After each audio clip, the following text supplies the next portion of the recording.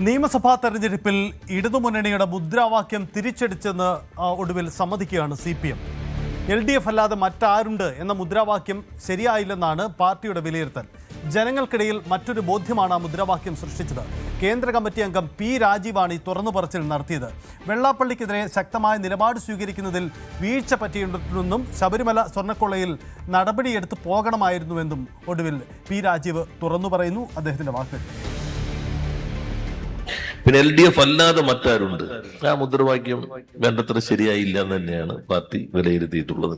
അത് നമ്മുടെ ഞങ്ങൾ ഒരു ആളുകൾക്കിടയിൽ മറ്റൊരു ബോധം രൂപപ്പെടുത്തിയിട്ടുണ്ട് എന്ന് ഈ റിവ്യൂവിലും പാർട്ടി വിലയിരുത്തിയിട്ടുണ്ട്. വെള്ളാപ്പള്ളി നടേശന്റെ സ്റ്റേറ്റ്മെന്റ് അത് നേരത്തെ തന്നെ വ്യക്തമാക്കി.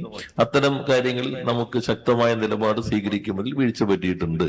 ശബരിമലയുടെ പ്രശ്നം അതിൽ നമ്മൾ നടപടിയെടുക്കും, അതിൽ ആ സന്ദർഭത്തിൽ തന്നെ നടപടിയെടുക്കേണ്ടതായിരുന്നു. പാർട്ടിയുടെ സംഘടനാ സാങ്കേതികത്വങ്ങളെല്ലാം നോക്കേണ്ടിയിരുന്നതെന്നും ഇപ്പൊ നമ്മൾ കണ്ടിട്ടുണ്ട്. പക്ഷെ മറുവശം ഇപ്പൊ കണ്ടോളണം, ഒരു സ്വർണം പോലും നഷ്ടപ്പെട്ടില്ല എന്ന് പറഞ്ഞ ആളെയാണ് ഔട്ട് ഓഫ് അജണ്ടയെ മന്ത്രിസഭയിൽ തന്നെ കൊണ്ടുവന്നിപ്പോ ഗവൺമെന്റിന് വേണ്ടി വാദിക്കാൻ വെച്ചിട്ടുള്ളത്. ഒരു നരേറ്റീവ് സൃഷ്ടിക്കാൻ എന്തെല്ലാം തരത്തിൽ ഉണ്ട് എന്നതുകൂടി ഗൗരവമായി നമ്മൾ കാണേണ്ടതുണ്ട്.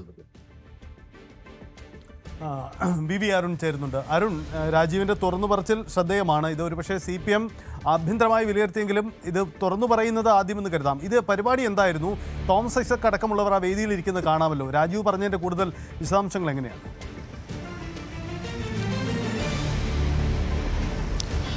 EMSന്റെ ലോകം ദേശീയ സെമിനാർ മലപ്പുറത്ത് നടന്ന സെമിനാറാണ്. പിണറായി വിജയൻ അടക്കമുള്ളവർ പങ്കെടുത്ത സെമിനാറാണ്. അതിലൊരു സെഷനിലാണ് P. രാജീവ് CPMന്റെ കേന്ദ്ര കമ്മിറ്റി അംഗം ഈ തുറന്നു പറച്ചിൽ നടത്തുന്നത്. ഇത് CPMന്റെ സംസ്ഥാന കമ്മിറ്റി അംഗീകരിച്ച അവലോകന റിപ്പോർട്ട് ഉള്ളത് തന്നെയാണ്. പക്ഷേ അത് നേതാക്കൾ ആരും ആ രീതിയിൽ അത് പുറത്തു പറഞ്ഞിരുന്നില്ല. LDF വരും, എല്ലാം ശരിയാകും. ഇതായത് 2011 UDF സർക്കാരിൻ്റെ അന്ത്യം കുറിച്ചുകൊണ്ട് 2016 തെരഞ്ഞെടുപ്പ് നേരിടുമ്പോൾ ഒരു മാറ്റത്തിന് വേണ്ടി LDF തെരഞ്ഞെടുപ്പ് നേരിടുമ്പോൾ അന്നത്തെ ഒരു പ്രചരണം ഇതായിരുന്നു: LDF വരും, എല്ലാം ശരിയാകും. അത് വലിയ രീതിയിൽ ഹിറ്റായ വിജയിച്ച ഒരു തെരഞ്ഞെടുപ്പ് സ്ലോഗൻ കൂടിയായിരുന്നു. 2021 ഉറപ്പാണ് LDF എന്ന പേരിലാണ് CPM ഇടതുമുന്നണി തെരഞ്ഞെടുപ്പിനെ നേരിട്ടത്. 26 വരുമ്പോൾ LDF അല്ലാതെ മറ്റാരുണ്ട് എന്നതായിരുന്നു ആ പ്രചരണ മുദ്രാവാക്യം, അല്ലെങ്കിൽ ആ സ്ലോഗൻ അതായിരുന്നു.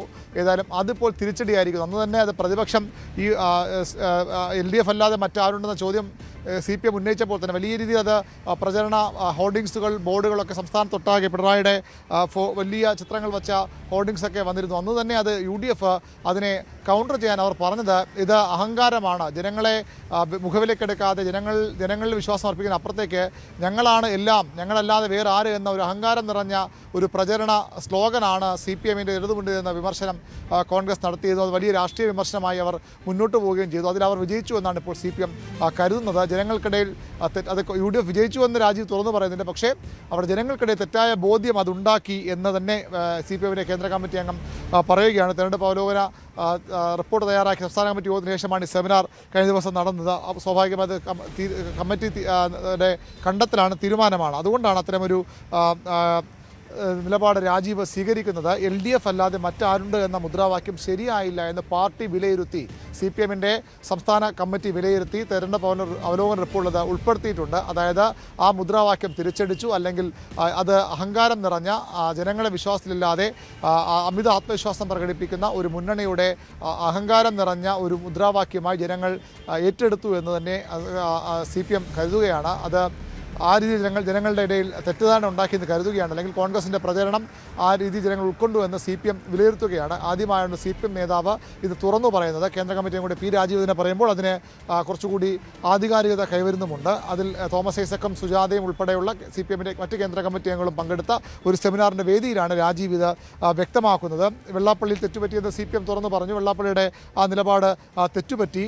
വർഗ ബഹുജന സംഘടനകൾ എപ്പോഴും SFIയും DYFIയും ഒക്കെ അവകാശപ്പെടുന്ന സ്വതന്ത്ര സംഘടനകളാണ്, CPMന്റെ ലേബലിലുള്ള സംഘടനയല്ല. CPMന്റെ നിലപാട് ഞങ്ങൾക്ക് സ്വീകരിക്കേണ്ടതില്ല എന്ന് പലപ്പോഴും പറയുമ്പോഴും ഇത് CPMന്റെ പോഷക സംഘടന തന്നെയാണ്. CPM നിലപാട് ഉയർത്തിപ്പിടിക്കാനും സർക്കാരിന് വേണ്ടി പലപ്പോഴും PR പണി എന്ന് തോന്നുന്ന തരത്തിലുള്ള പ്രചരണം നടത്താനുമൊക്കെ കഴിഞ്ഞ കാലങ്ങളിൽ DYFIയും SFIയും ഒക്കെ തയ്യാറായിരുന്നു. അത് വലിയ വിമർശനം ആ സംഘടനയ്ക്കുള്ളിൽ ഉണ്ടാക്കിയെങ്കിലും അവർ തിരുത്തിയില്ല. ഇപ്പോൾ രാജീവ് പറയുന്നത് വർഗ ബഹുജന സംഘടന സ്വതന്ത്രമായിരിക്കണമെന്ന രേഖകളിൽ മാത്രം വിശ്രമിക്കുന്നു എന്നൊരു ഏറ്റുപറച്ചിൽ, ഒരു സ്വയം വിമർശനം തീരുമാനമായി കൂടി അതിനെ കാണണം. വെള്ളാപ്പള്ളിക്ക് ശക്തമായ നിലപാട് സ്വീകരിക്കുന്ന വീഴ്ച പറ്റിയെന്ന് CPM അംഗീകരിച്ചതാണ്.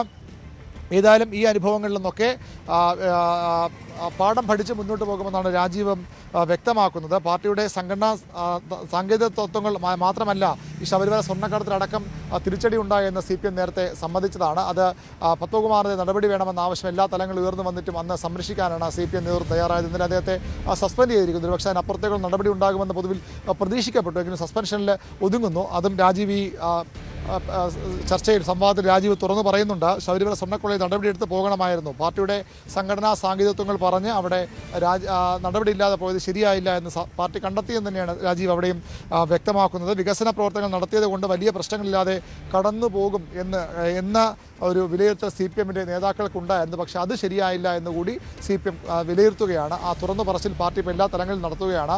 അതിൽ ഇനിയും കാര്യങ്ങൾ പുറത്തു വരേണ്ടതുണ്ട്. ആ പുറത്തു വരാതെ ഇരുന്ന കാര്യങ്ങളിലൊന്നാണ് ഇപ്പോൾ P രാജീവ് തുറന്നു പറഞ്ഞതിൻ്റെ രേഖകൾ ഇപ്പോൾ അല്ലെങ്കിൽ ആ വീഡിയോ പുറത്തു വരുന്നത്.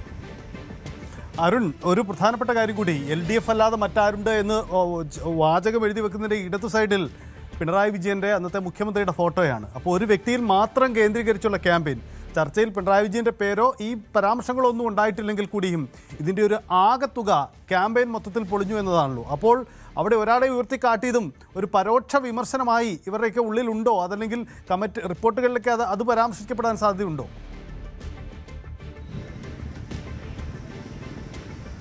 റിപ്പോർട്ടുകളിൽ പിണറായി വിജയനെ ഒരു തരത്തിലുള്ള കുറ്റപ്പെടുത്തലും CPMന്റെ തിരഞ്ഞെടുപ്പ് റിപ്പോർട്ടിലില്ല. ഈ പ്രചരണം തിരിച്ചടിയായ ഇതിന് കൂട്ടുത്തരവാദിത്തം ആദ്യഘട്ടം മുതൽ CPM എടുത്ത നിലപാടാണ്. തിരഞ്ഞെടുപ്പ് പരാജയത്തിന് പാർട്ടിയുടെ കൂട്ടുത്തരവാദിത്തമാണ്. അത് സംസ്ഥാന കമ്മിറ്റിക്കും സംസ്ഥാന സെക്രട്ടേറിയറ്റും ഒക്കെ അതിൽ പങ്കുണ്ട്. അതിനപ്പുറത്തേക്ക് പിണറായി വിജയനെ ഉയർത്തിക്കാട്ടിയത് കൊണ്ടുള്ള തിരിച്ചടി. പിണറായി വിജയനെ അതിന് പകരം സംരക്ഷിക്കാൻ CPM റിപ്പോർട്ടിൽ പറയുന്നത് പിണറായി വിജയനെ വളഞ്ഞിട്ട് ആക്രമിക്കുകയായിരുന്നു UDF ചെയ്തത്.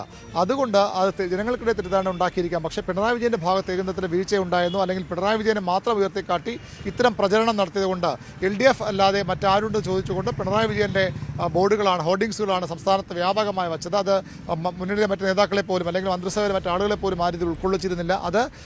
അത് തിരിച്ചടിയായെന്ന് CPM അംഗീകരിക്കുന്നു. അല്ലെങ്കിൽ താഴെ ചർച്ചകളിലൊക്കെ അത് തിരിച്ചടിയായെന്ന വലിയ വിമർശനം ഉണ്ടെങ്കിൽ പോലും സംസ്ഥാന കമ്മിറ്റി തയ്യാറാക്കിയ അവലോകന റിപ്പോർട്ടിൽ അത് ഉൾക്കൊള്ളിച്ചിട്ടില്ല. പിണറായി വിജയനെ വ്യക്തിപരമായി സംരക്ഷിക്കുന്ന അല്ലെങ്കിൽ അദ്ദേഹത്തിൻ്റെ കുഴപ്പമാണ് പരാജയ കാരണമെന്ന് അംഗീകരിക്കുന്ന റിപ്പോർട്ടല്ല CPM തയ്യാറാക്കിയത്. പിണറായി വിജയന് പൂർണ്ണ സംരക്ഷണം നൽകുന്ന റിപ്പോർട്ട് തന്നെയാണ് CPMന്റെ സംസ്ഥാന കമ്മിറ്റി തയ്യാറാക്കിയത്. അരുൺ, ഒരു കാര്യം കൂടി അരുൺ, ഈ കഴിഞ്ഞ ദിവസങ്ങളിൽ ഒരു പത്രത്തിൽ വന്ന വാർത്ത താനും പിണറായി വിജയനും ഒന്നും മാറില്ല, നേതൃത്വം മാറുമെന്നത് തെറ്റായ ധാരണയാണ് എന്ന് MV ഗോവിന്ദൻ പറഞ്ഞു എന്ന വാർത്തയാണ്. ഇന്നലെ CPM അതിനെതിരെ നിയമ നടപടിക്ക് ഒരുങ്ങിയിരിക്കുന്നു. ആ നിയമ നടപടി എന്ന നീക്കം ഉണ്ടാവുന്നത് പെട്ടെന്ന് തന്നെ ആ തീരുമാനം വരികയാണ്. അത് പാർട്ടിയുടെ പൊതു തീരുമാനമാണോ? അതിനപ്പുറം MV ഗോവിന്ദൻ ഇന്നലെ വാർത്താക്കുറിപ്പിലൂടെ അറിയിക്കുമ്പോൾ തിരുത്തേണ്ടത് തിരുത്തിപ്പോവുക എന്നൊരു പുതിയ ലൈനിൻ്റെ ഭാഗമാണോ അത്?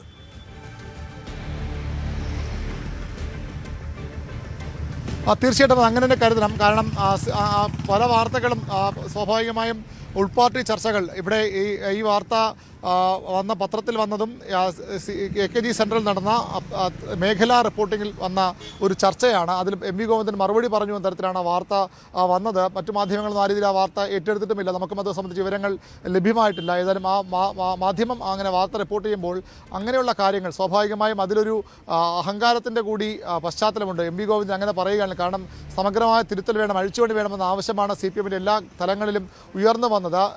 ഓഗസ്റ്റിൽ സംസ്ഥാന ജില്ലാ സെക്രട്ടറി അംഗങ്ങളെയും വർഗ ബഹുജന സംഘടനകളുടെ പോഷക സംഘടനകളുടെ നേതാക്കളെയും ഒക്കെ ഉൾപ്പെടുത്തിക്കൊണ്ടാണ് CPM വിപുലീകൃത സംസ്ഥാന കമ്മിറ്റി യോഗം വിളിച്ചിരിക്കുന്നത്. ആ സ്വാഭാവികമായും വിപുലീകൃത സംസ്ഥാന കമ്മിറ്റി പറയുമ്പോൾ ഒരു പ്ലീനം പോലെയോ അല്ലെങ്കിൽ ഒരു സംസ്ഥാന സമ്മേളനം പോലെയോ ഒക്കെ പരിഗണിക്കാവുന്ന ഒരു കമ്മിറ്റിയാണ്. വേണമെങ്കിൽ അവിടെ ഒരു അധികാര മാറ്റം അല്ലെങ്കിൽ ഈ സെക്രട്ടറി സ്ഥാനമോ സെക്രട്ടറി അഴിച്ചുപണിയോ ഒക്കെ വേണമെങ്കിൽ വരാവുന്ന ഒരു വേദി കൂടിയാണത്. അങ്ങനെ ഒരു യോഗം നടക്കാനിരിക്കെ CPMന്റെ സംസ്ഥാന സെക്രട്ടറി എന്നെയും പിണറായി വിജയനും ഒക്കെ മാറ്റിക്കളയാമെന്ന് ആർക്കെങ്കിലും വ്യാമോഹമുണ്ടെങ്കിൽ നടക്കില്ല, ഞങ്ങൾ മാറില്ല എന്ന് പറഞ്ഞാൽ തീർച്ചയായും സംഘടനാ വിരുദ്ധമായ ഒരു നിലപാടാണ്. CPMന്റെ സംസ്ഥാന കമ്മിറ്റി അങ്ങനെ അത്തരം ചർച്ചകളിലേക്ക് പോയില്ലെന്ന് മാത്രമാണ്. പിണറായി വിജയനും MV ഗോവിന്ദനും ഈ കാലയളവിൽ മാറില്ല എന്ന് മാറേണ്ട എന്നൊരു തീരുമാനം ഒരു ഘട്ടത്തിലും CPM എടുത്തിട്ടില്ല, മാറ്റാനും തീരുമാനമെടുത്തിട്ടില്ല. അങ്ങനെ വരുമ്പോൾ സംസ്ഥാന സെക്രട്ടറിക്ക് ഇത് ഞങ്ങൾ മാറില്ല, നിങ്ങൾ ഈ ചർച്ചയ്ക്ക് ശേഷം തിരുത്തലിലേക്കാണ് CPM കടക്കുന്നത്.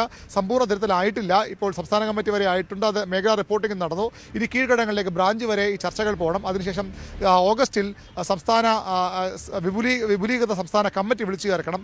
അതിന് ഞാൻ നേരത്തെ സൂചിപ്പിച്ച പോലെ ഒരു സംസ്ഥാന സമ്മേളനത്തിൻ്റെയോ അല്ലെങ്കിൽ ഒരു പ്ലീനത്തിൻ്റെയോ ഒക്കെ സ്വഭാവമുള്ള കമ്മിറ്റിയാണ്. ഒരു അഴിച്ചുപണി വേണമെന്ന് അവിടെ ആവശ്യമുയർന്നാൽ CPM ഒരു സംഘടനാ രീതി അനുസരിച്ച് ഒരുപക്ഷെ അതിലേക്ക് കടക്കേണ്ടി വന്നേക്കാം. അങ്ങനെയുള്ളപ്പോൾ സംസ്ഥാന സെക്രട്ടറി അതിന് വിരുദ്ധമായ നിലപാട് ഇപ്പോൾ തന്നെ തീരുമാനമായി തന്നെ പ്രഖ്യാപിക്കുന്നത് CPM സംഘടനാ രീതിക്ക് യോജിച്ചതല്ല. അതുകൊണ്ടാണ് താൻ അങ്ങനെ പറഞ്ഞിട്ടില്ല, അത് വ്യാജ പ്രചരണം എന്ന നിലപാടുമായി CPM രംഗത്ത് വരുന്നത്. വളരെ വേഗത്തിൽ അവർ നിയമ നടപടിയിലേക്ക് നീങ്ങുകയാണ്. അത് പാർട്ടി തിരുത്തലിൽ നിൽക്കുമ്പോൾ ഇത്തരം നിലപാടുകൾ സംസ്ഥാന സെക്രട്ടറി പറഞ്ഞു തരത്തിൽ പ്രചരണങ്ങൾ വന്നാൽ അത് പാർട്ടിക്ക് തിരിച്ചടി ഉണ്ടാക്കുമെന്ന് തിരിച്ചറിഞ്ഞുകൊണ്ട് തന്നെയാണ് CPM അത്തരമൊരു വളരെ വേഗത്തിലുള്ള ഇടപെടൽ നടത്തിയിരിക്കുന്നത്. അങ്ങനെ താൻ ഒരിടത്തും പറഞ്ഞിട്ടില്ല എന്നാണ് MV ഗോവിന്ദൻ വ്യക്തമാക്കുന്നത്. അതുകൊണ്ടാണ് ആ വാർത്ത വ്യാജമാണ്, കള്ള പ്രചരണമാണ്, അതിനെതിരെ നിയമ നടപടി സ്വീകരിക്കുമെന്ന് CPMന്റെ സംസ്ഥാന സെക്രട്ടേറിയറ്റിലെ വാർത്താക്കുറിപ്പിലൂടെ വ്യക്തമാക്കിയത്. യെസ്, അതാണ് സാഹചര്യം. എന്തായാലും ഒരു കാര്യം ഉറപ്പാണ്, ചില കാര്യങ്ങളിൽ പിഴവ് പറ്റി എന്ന കാര്യം CPM തുറന്ന് സമ്മതിക്കുമാണ്. അത് റിപ്പോർട്ടിൽ ഉൾക്കൊള്ളിച്ച കാര്യങ്ങൾ നേതാക്കളത് തുറന്നു പറയാനും തയ്യാറാകുന്നു എന്നതുകൂടിയാണ് ഇതിൻ്റെ ഒരു സാഹചര്യം. അപ്പോൾ മുദ്രാവാക്യം മുതൽ എടുത്ത നിലപാടുകൾ തുടർ പിഴച്ച കാര്യങ്ങളിൽ ഒരു തുറന്നു പറച്ചിൽ ഉണ്ടാകുമോ, തിരുത്തലുകൾ ഉണ്ടാകുമോ? ശ്രദ്ധേയമാണ് CPM രാഷ്ട്രീയത്തിൻ്റെ നീക്കം.